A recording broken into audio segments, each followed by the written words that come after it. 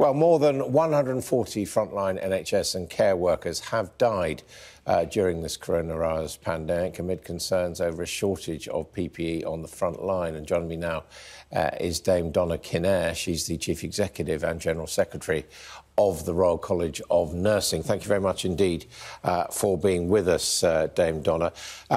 Just that figure there of 140 frontline NHS workers dying, is that still the accurate figure? And how does that break down between nurses, doctors and others? So we don't know how that breaks down because the figures are collected by the NHS, and I know that they are the ones that have those figures, but it's approximately 140. And of those, a substantial number are your members? Well, there will be a substantial number of nurses in that figure.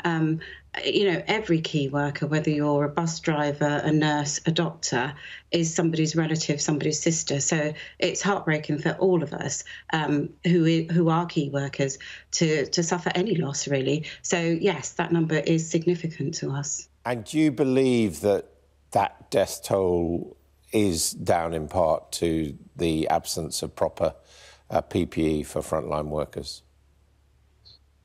Well, what we do know is that where those that are working in the highest infection unit, such as ITU, we haven't seen any deaths in those units of healthcare workers, doctors or nurses or other members. So we do know that that people aren't, it's not in the units where they're properly protected with personal protection equipment.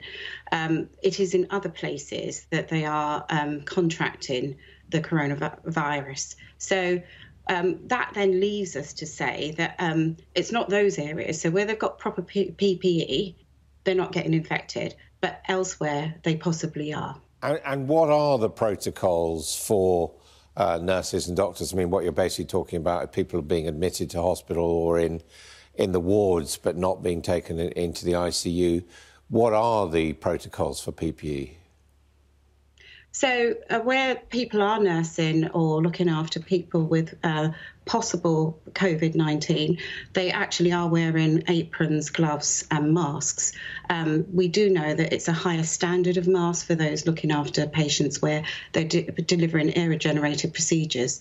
So for some, there is a level of protection, and the question is, do we need a higher level of protection? Is that also the area where there were shortages and some medical staff were prepared to put themselves at risk? Well, I guess what we saw as a college, and there have been shortages throughout this whole epidemic, and our members have told us that they haven't been supplied, whether it's in the care home sector, in some hospitals, they haven't been supplied with the correct personal protection equipment. So it's not just necessarily because there hasn't been enough. There's some hospitals, some trusts have been slow to get the required PPE equipment. We know that that also happened in care homes.